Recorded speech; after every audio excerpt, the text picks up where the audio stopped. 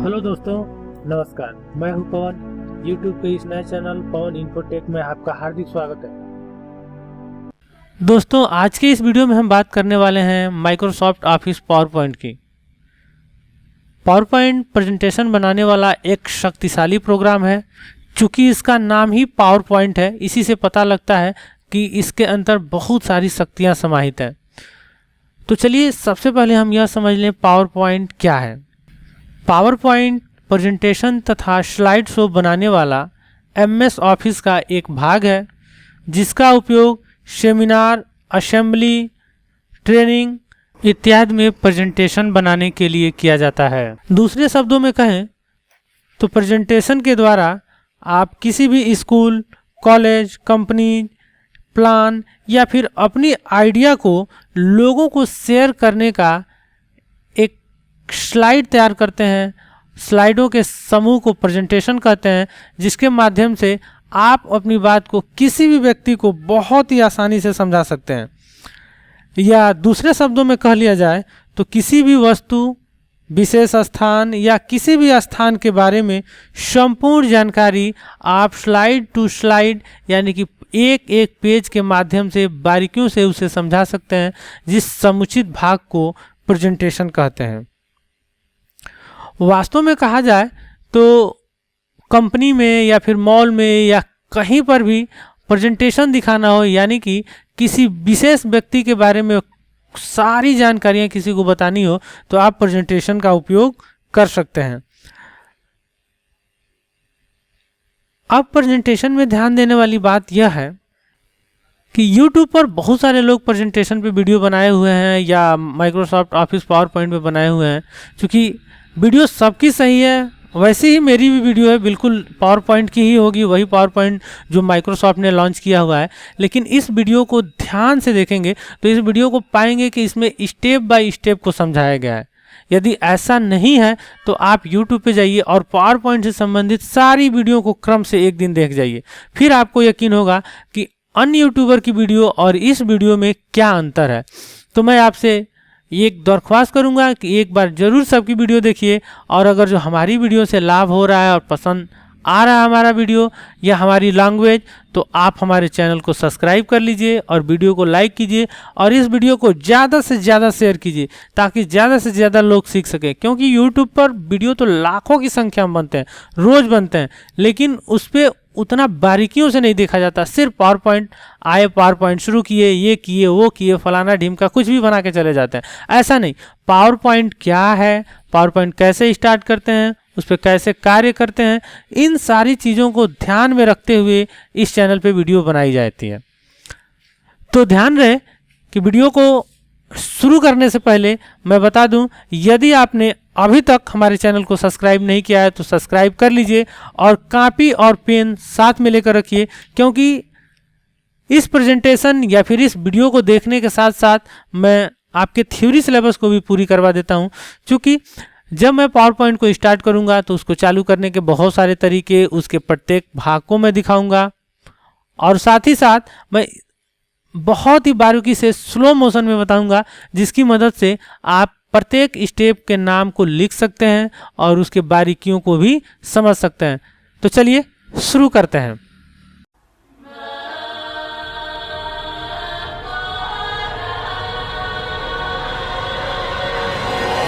Power point को शुरू करने से पहले मैं आपको बता दूं दोस्तों, मेरी पहली वीडियो माइक्रोसॉफ्ट ऑफिस 2016 की, जिसमें मैंने बताया था कि माइक्रोसॉफ्ट ऑफिस पावर पॉइंट को कैसे डाउनलोड करेंगे और कैसे इंस्टॉल करेंगे। यदि वो वीडियो आपने नहीं देखा होगा तो ऊपर इसी वीडियो के कार्नर में राइट साइड के कार्नर में आप देखेंगे तो आई बटन एक निशान आ रहा होगा और कुछ लिखा हुआ आ रहा होगा, तो आप उसे टाइप करेंगे तो मेरी माइक्रोसॉफ्ट ऑफिस 2016 की वीडियो देख सकते हैं, जहाँ पर आपको बताया गया है कि माइक्रोसॉफ्ट ऑफिस 2016 को आप फ्री में कैसे डाउनलोड कर सकते हैं, कैसे उसे इंस्टॉल कर सकते हैं और कैसे उसे एक्टिवेट कर सकते हैं। अब एक्टिवेट यदि कर चुके हैं तो माइक्रोसॉफ्ट ऑफिस 2016 आपके कंप्यूटर में आ गया होगा। तो उसे शुरू करने के मैं तरीके अब एक एक स्टेप बाय स्टेप बताने जा रहा हूँ। सबसे पहला स्टेप है, और किसी भी दुनिया का कोई भी प्रोग्राम हो, सॉफ्टवेयर हो, उसे स्टार्ट करने का यही पहला और सिस्टमेटिक तरीका है। क्योंकि बाकी लोग तो सीधे विंडो प्लस आर रन फलाना चिलाना ढिमका कुछ भी बता देते हैं, ऐसा नहीं है। आप स्टेप बाय स्टेप सीखें, सिस्टमेटिक तरीके से सीखें, ताकि आप दूसरे को अच्छे से समझा सकें। तो चलिए स्टार्ट बटन को क्लिक कीजिए। स्टार्ट बटन जो कि हमारे टास्क बार पे होता है, इसे क्लिक करें और ऑल प्रोग्राम में जाएं। और ऑल प्रोग्राम में अल्फ़ाबेट क्रम में आपको प्रोग्राम और सॉफ्टवेयर के नाम दिखाई देंगे, तो आप नीचे की तरफ जाते रहें। देखें मिला आपको पावर पॉइंट। पावर पॉइंट को क्लिक करें।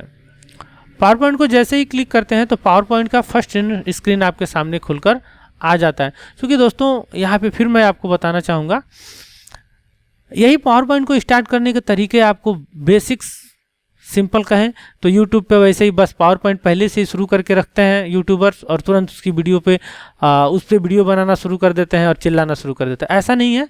अगर जो बेसिक से स्टार्ट कर रहा है, जिसे पावर पॉइंट का मतलब नहीं पता, स्टार्ट बटन का मतलब नहीं पता, वो व्यक्ति कैसे समझ पाएगा कि वीडियो को कहाँ से शुरू किया गया है या फिर पावर पॉइंट कैसे शुरू हुआ है।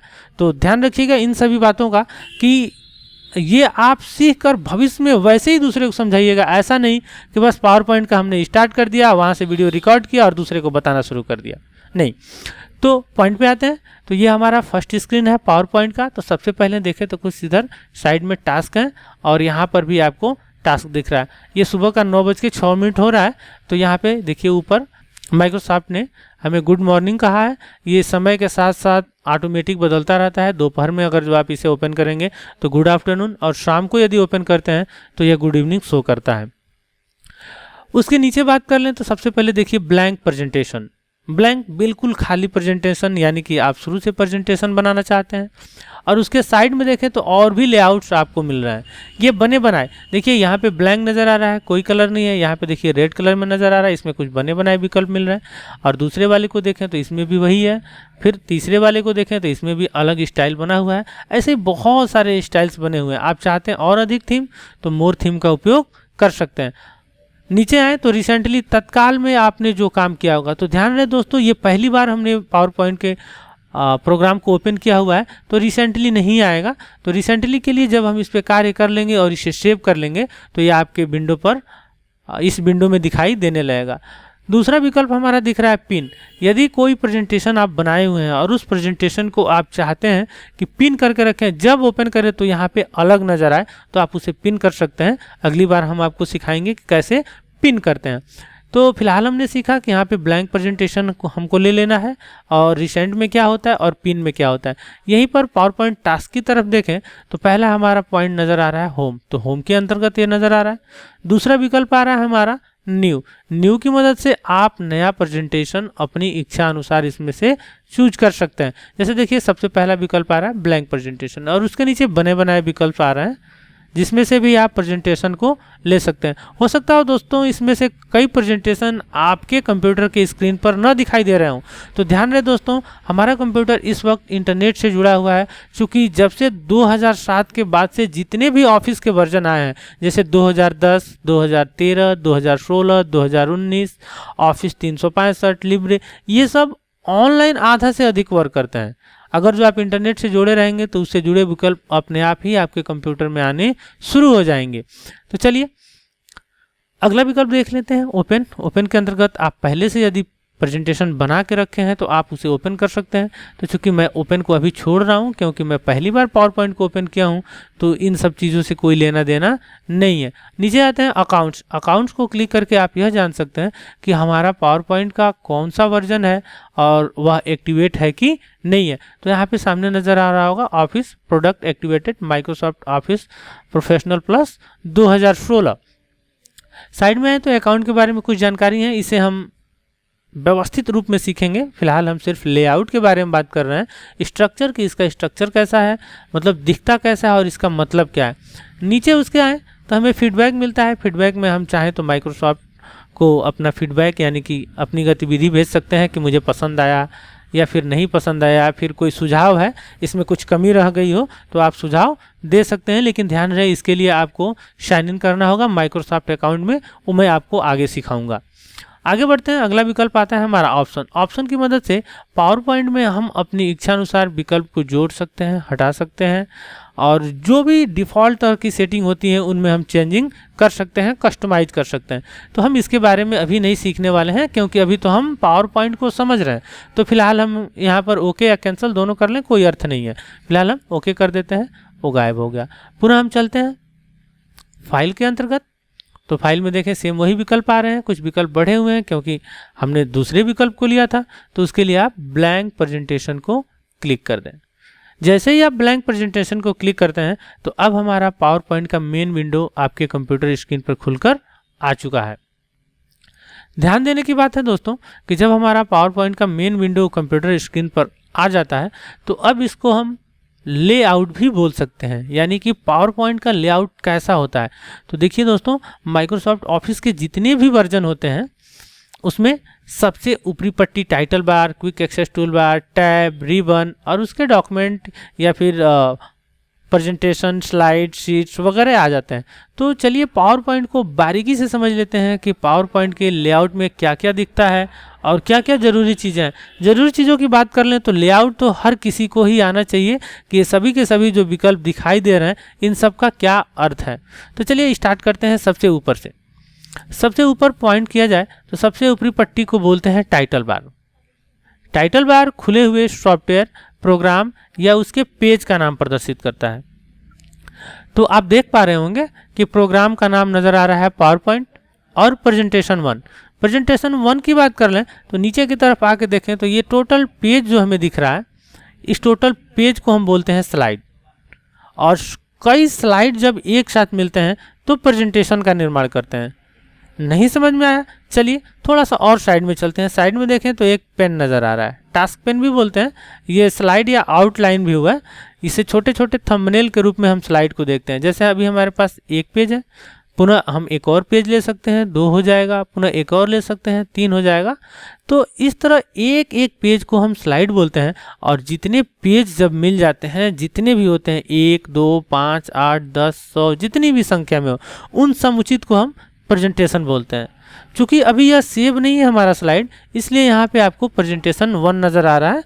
जब हम इसे सेव कर देते हैं अपने कंप्यूटर की सेकेंडरी मेमोरी में, आपको फंडामेंटल में बताया गया होगा प्राइमरी मेमोरी और सेकेंडरी मेमोरी, कोई भी प्रोग्राम जब हम रन कराते हैं, शुरू कराते हैं या एक्सेस कर रहे होते हैं तो वह प्राइमरी मेमोरी रैम में होता है, और जैसे ही हम उसे सेव करा देते हैं तो वह सेकेंडरी मेमोरी में चला जाता है। तो देखिए यहाँ पे नज़र आ रहा है प्रेजेंटेशन 1।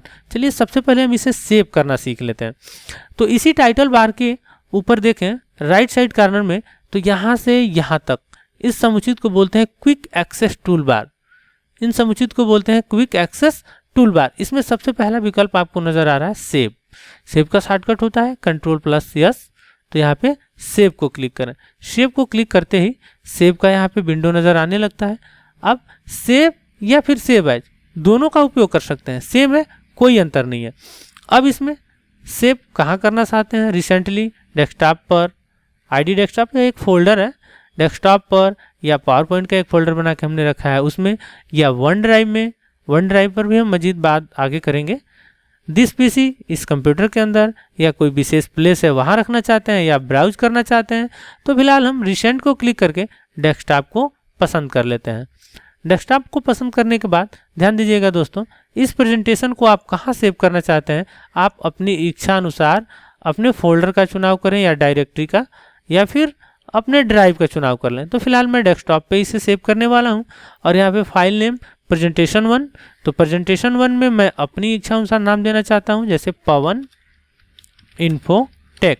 यहाँ पे टाइप करना है दोस्तों। यूट्यूब पे बहुत सारी वीडियो आपने देखी होगी कि वीडियो बनाते वक्त लोग बोल देते हैं कि यहाँ पर लिखें। अरे भाई, लिखते हम पेन से हैं, कापी पर। यह आपका डिजिटल है, डिजिटल कंप्यूटर, आप कंप्यूटर चला रहे हैं, कैसे लिख पाएंगे? आप माउस से लिखते हैं क्या? नहीं, ये डिजिटल टेक्स्ट टाइप कर रहे हैं अपने कीबोर्ड की मदद से, जो कि इनपुट कर रहे हैं, आपकी फीलिंग वहाँ टाइप हो रही है, आप लिख नहीं रहे हो। आप लिखते तो अपनी हैंड राइटिंग में लिखते।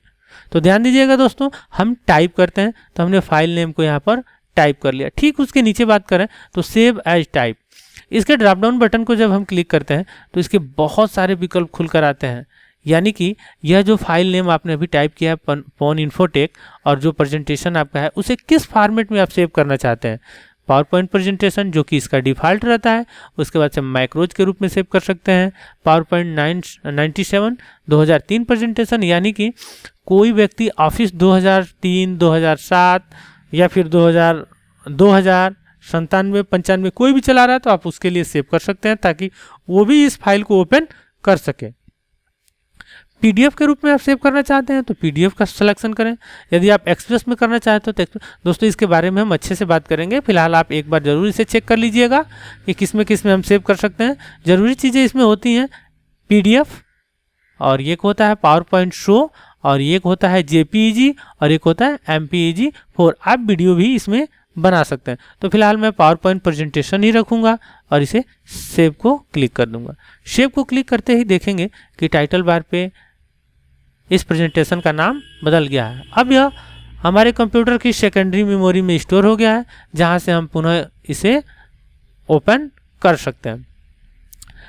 तो दोस्तों आपने टाइटल बार पे देखा कि पावर पॉइंट का नाम प्रदर्शित हो रहा है और साथ ही साथ उस प्रेजेंटेशन का नाम भी प्रदर्शित हो रहा है। अब राइट साइड कॉर्नर में आए तो मैंने बताया था quick access toolbar button होता है, जिसकी मदद से आप प्रेजेंटेशन बनाते वक्त शीघ्रता से प्रोग्राम के अंदर कार्य कर सकते हैं। जैसे सेव करना हो या फिर कोई कार्य कर रहे हो उसमें एरर आ गया हो तो आप पुनः उसे वापस कर सकते हैं। जैसे मैंने कुछ टाइप किया, यदि ये मुझे नहीं चाहिए तो मैं यहाँ से अंडो कर दूंगा। यदि चाहिए, गलती से मैंने ऐसा कर दिया तो रीडो कर दूंगा। अंडो और रीडो का शॉर्टकट होता है कंट्रोल जेड और कंट्रोल वाई, कंट्रोल जेड और कंट्रोल वाई। इसकी मदद से आप टाइप किए गए टेक्स्ट या काम किए गए कार्य को रद्द कर सकते हैं और रद्द किए गए कार्य को वापस ला सकते हैं। अगला विकल्प हमारा होता है स्लाइड शो। यदि आपने जो स्लाइड बनाया है आप उसे शो कर सकते हैं। इसमें कुछ और भी विकल्प आप जोड़ना चाहते हैं तो साइड में एक बटन होता है quick access toolbar button, quick access toolbar button. इसको कस्टमाइज बटन भी बोलते हैं। इसको क्लिक करें। इसको क्लिक करते ही एक मेनू खुलता है। इस मेनू में बहुत सारे विकल्प जुड़े रहते हैं, जिसकी मदद से आप अपनी इच्छा अनुसार विकल्प को जोड़ सकते हैं। इसे जोड़ने के लिए जस्ट क्लिक करें और जैसे ही आप क्लिक करते हैं इसके राइट साइड में एक सिंबल आ जाता है, जिसका अर्थ है कि यह विकल्प क्विक एक्सेस टूल बार में जुड़ गया है। जैसे न्यू, देखिए न्यू आ गया है। आप ऐसे ही ओपन को जोड़ सकते हैं। आप इसी तरह email, quick print, print preview, spelling. अगला विकल्प हमारा है टच/माउस मोड। इन सबको हम मजीद अच्छे से पढ़ेंगे, मतलब बहुत अच्छे से पढ़ेंगे, एक एक विकल्प को समझेंगे। फिलहाल हम चेक मार्क द्वारा इसे लगा दे रहे हैं। आप चाहें तो पुनः इसे चेक मार्क द्वारा हटा भी सकते हैं, आपकी इच्छा। आप जिन विकल्पों को हटाना चाहते हैं आप इसे हटा लें। आप देख पा रहे होंगे कुछ पुराने विकल्पों को मैंने हटा दिया और कुछ नए विकल्पों को हमने इसमें रहने दिया है। आगे बढ़ते हैं तो अगला विकल्प हमारा आ रहा है मोर कमांड्स। मोर कमांड की मदद से इन सब के अतिरिक्त भी और कमांड को भी हम इसमें जोड़ सकते हैं। तो मोर कमांड को क्लिक करें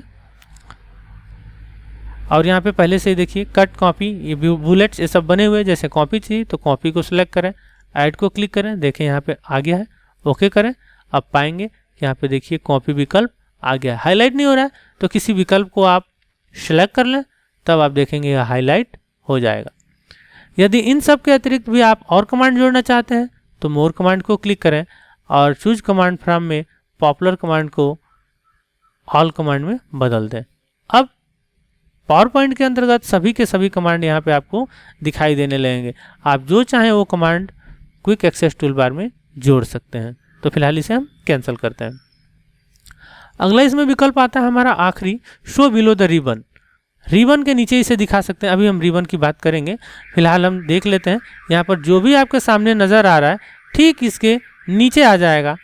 तो हमने कहा शो बिलो द रिबन। देखिए रिबन के नीचे हमारा क्विक एक्सेस टूल बार आ गया। ऊपर देख पा रहे होंगे टाइटल बार पर कि यह गायब हो चुका है, नीचे आ चुका है। तो पुनः इसे उसी विकल्प के द्वारा शो अबव द रिबन से इसे ऊपर कर सकते हैं। अब हम राइट साइड कॉर्नर में आगे जाएं तो सबसे पहला विकल्प हमारा आ रहा है साइन इन। साइन इन की मदद से आप माइक्रोसॉफ्ट अकाउंट में लॉगिन कर सकते हैं, साइन इन कर सकते हैं, जिसके द्वारा आप प्रेजेंटेशन को ऑनलाइन सुरक्षित कर सकते हैं, उसमें बदलाव कर सकते हैं। बहुत सारी सेटिंग्स है, तो मैं साइन इन करना जब बताऊंगा तो इसके बारे में हम अच्छे से सीखेंगे। फिलहाल अगला हमारा विकल्प होता है रिबन और टैब को छुपाने से, हिडन रिबन डिस्प्ले ऑप्शन, जिसकी सहायता से आप अपने रिबन को और टैब को छुपा सकते हैं। तो इसको समझने से पहले सबसे पहले हम यह समझ लें कि टैब क्या है। तो देखें यहाँ पे file, home, insert, design, transition, animation, slide show, review, view और हेल्प, और साथ ही साथ देखें तो tell me what do you want. यहाँ से लेकर यहाँ तक जो पट्टी हाईलाइट हो रही है, इन टोटल को बोलते हैं टैब बार। और इस टैब बार के ऊपर जो भी विकल्प हमें दिखते हैं उसे हम टैब कहते हैं। क्योंकि पिछले अध्याय में आपने सीखा होगा कि यहाँ फाइल की जगह पे ऑफिस बटन हुआ करता था, तो उसे बदलकर अब यहाँ पे फाइल रख दिया गया है, जिसे क्लिक करने पर कंप्यूटर में इसे सहेजने से संबंधित और प्रिंट करने से संबंधित विकल्प मिल जाते हैं।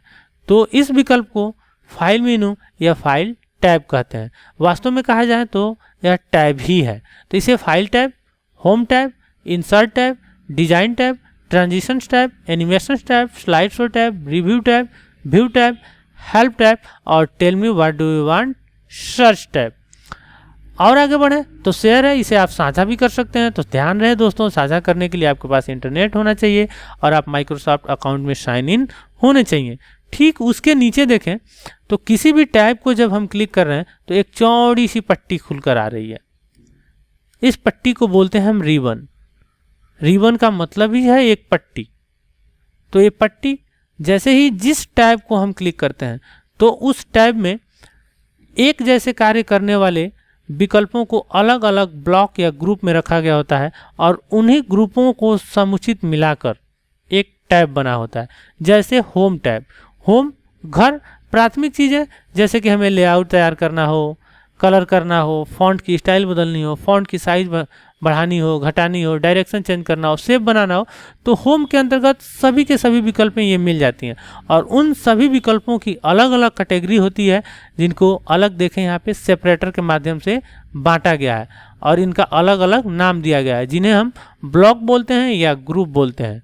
जैसे क्लिपबोर्ड ब्लॉक या clipboard group, slides group, font group, paragraph group, drawing group, editing group या फिर इसे आप ब्लॉक भी बोल सकते हैं। तो एक ब्लॉक या एक ग्रुप में एक जैसे कार्य करने वाले विकल्पों को रखा गया है। विकल्पों के स्थान पर हम कमांड भी बोल सकते हैं, जो कि कंप्यूटर को आदेश देते हैं कि तुम ऐसा करो, और तुम ऐसा करो का आदेश एक यूजर देता है, यानी कि कंप्यूटर ऑपरेटर जो कि आप चलाना सीख रहे हैं वो आप आदेश देते हैं। अब हमने सीखा कि ऊपरी पट्टी जो हो ये होती है टैब बार होती है, और इस पे जो भी विकल्प होते हैं उसे टैब कहते हैं, और टैब पर क्लिक करने पर नीचे जो भी पट्टी खुलती है उसे हम रिबन कहते हैं। और रिबन अलग अलग ब्लॉक में बटे होते हैं और प्रत्येक ब्लॉक में एक जैसे कार्य करने वाले कमांड को रखे गए होते हैं। तो हम बात कर रहे थे टाइटल बार पर डिस्प्ले हाइड ऑप्शन की मदद से कि इस रिबन को और इस टैब को हम छुपा सकते हैं। तो चलिए इसे हम क्लिक करते हैं। क्लिक करने पर हमें 3 विकल्प मिलते हैं। सबसे पहला विकल्प क्या है, ऑटो हाइड रिबन। ये जो रिबन है अपने आप छुप जाए। देखिए पूरा का पूरा रिबन छुप गया। अब पुनः वापस जाएं तो वहीं पर देखें ये बटन थोड़ा छोटा नज़र आ रहा है राइट साइड कॉर्नर में। पुनः इसे क्लिक करें और इस विकल्प को हटा दें। या फिर यदि आप चाहते हैं कि सिर्फ टैब दिखाई दे, रिबन न दिखाई दे, तो शो टैब को क्लिक कर दें। तो देखें आपके सामने टैब नज़र आ रहा है, और जैसे ही टैब को आप क्लिक कर रहे हैं तो नीचे पट्टी खुल कर आ रही है, और जैसे अपने स्लाइड या प्रेजेंटेशन में जाएंगे वह रिबन छुप जाएगी। चलिए तीसरा विकल्प देख लेते हैं। तीसरा विकल्प कह रहा है शो टैब एंड कमांड्स। अभी हमने दोनों को छुपा दिया था, टैब और रिबन को, फिर शो टैब की मदद से हमने टैब को दिखाया। अगला विकल्प है show tab and commands. Command भी दिखाए, टैब भी दिखाए और रिबन के साथ दिखाए। देख पा रहे होंगे कि टैब भी आ गया है और हमारा रिबन भी आ गया है। तो इसकी मदद से हम टैब को, रिबन को, कमांड को छुपा सकते हैं। अगला विकल्प होता है हमारा मिनिमाइज बटन। मिनिमाइज बटन की मदद से हम खुले हुए विंडो को टास्क बार पर छुपा सकते हैं, क्योंकि टास्क बार जो होता है कंप्यूटर स्क्रीन के सबसे नीचे का एरिया होता है, जहां पर कंप्यूटर में कोई भी प्रोग्राम रन करता है तो वहाँ पे उसे दिखाया जाता है। तो चलिए इसे मिनिमाइज कर लेते हैं। जैसे हम मिनिमाइज बटन को क्लिक करते हैं तो हमारा प्रोग्राम सीधे वहाँ से मूव होकर टास्क बार पर छुप जाता है, जिसे देखने के लिए वापस टास्क बार पर जाएं और उस प्रोग्राम पर क्लिक करें। वापस आ गया। दोस्तों, यदि आपके मन में यह सवाल आ रहा होगा कि हम कंप्यूटर पर कोई भी प्रोग्राम रन करें और किसी अन्य व्यक्ति को हम देखने न दें, जैसे कि अभी आप देख पा रहे होंगे हमारे टास्क बार पर कि कोई भी प्रोग्राम रन नहीं कर रहा है, रन कर रहा है तो सिर्फ है पावर पॉइंट। तो अब आप यह सोच पा रहे होंगे कि यह स्क्रीन रिकॉर्ड कैसे हुआ, किस तरह से रिकॉर्ड हो रहा है। तो दोस्तों मैं बता दूं, यदि इस तरह का भी आप जानकारी लेना चाहते हैं तो ऊपर आई वाले निशान पे जाएं और उस टेक्स्ट को क्लिक करें। उसमें हमने एक वीडियो बना के रखी हुई है कि जिसकी मदद से आप कंप्यूटर पर चल रहे प्रोग्राम को छुपा सकते हैं। तो चलिए आगे बढ़ते हैं। अगला विकल्प होता है हमारा मैक्सिमाइज / रीस्टोर डाउन, यानी कि इसे दो भाग में हम बांटे होते हैं, एक मैक्सिमाइज और दूसरा रीस्टोर। आप इसे बड़ा कर सकते हैं और बड़ा करके पुनः आप छोटा कर सकते हैं। तो अभी तो पूरे स्क्रीन पे फैला हुआ है तो यह मैक्सिमाइज है, आप इसे क्लिक करें, या रीस्टोर पुरानी अवस्था यानी कि छोटे से भाग में हो जाएगा। जैसे देखिए मैं इसे सेंटर में कर दे रहा हूँ। अगर जो आप इस बटन की मदद से नहीं करना चाहते हैं तो टाइटल बार पर कहीं पर भी डबल क्लिक करें तो मैक्सिमाइज हो जाएगा, पुनः डबल क्लिक करें तो रीस्टोर हो जाएगा। तो मैं पुनः मैक्सिमाइज बटन की मदद से इसे मैक्सिमाइज कर दे रहा हूँ। अगला विकल्प आता है हमारा क्लोज बटन की मदद से हम इसे बंद कर सकते हैं। किसी भी प्रोग्राम में जब क्लोज बटन सक्रिय रहता है तो उसका अर्थ है कि हम उसे बंद कर सकते हैं। तो चलिए क्लोज कर देते हैं। क्लोज करने पर हमारे कंप्यूटर स्क्रीन पर मैसेज आ रहा है, what do want to save your change to pawninfotech.pptx, यानी कि जो यह फाइल आप बना रहे हैं पावर पॉइंट की प्रेजेंटेशन, आप इसे सेव करना चाहते हैं तो आप सेव करें, डोंट सेव कैंसिल। ऐसा तभी होता है जब आप प्रेजेंटेशन में कुछ बदलाव किए होंगे। तो आपने देखा होगा कि हमने यहाँ पे कुछ नाम टाइप किया हुआ था, तो हम सेव करना चाहते हैं तो सेव कर दें। साथ ही साथ हम बता दें दोस्तों कि पावर पॉइंट में बनी हुई फाइल का एक्सटेंशन .pptx होता है, यानी कि इस एक्सटेंशन की मदद से भी आप समझ सकते हैं कि हमारा जो भी यह फाइल है यह पावर पॉइंट का बना हुआ है। तो हमने पहला तरीका सीखा, दूसरा तरीका हम सीख लेते हैं।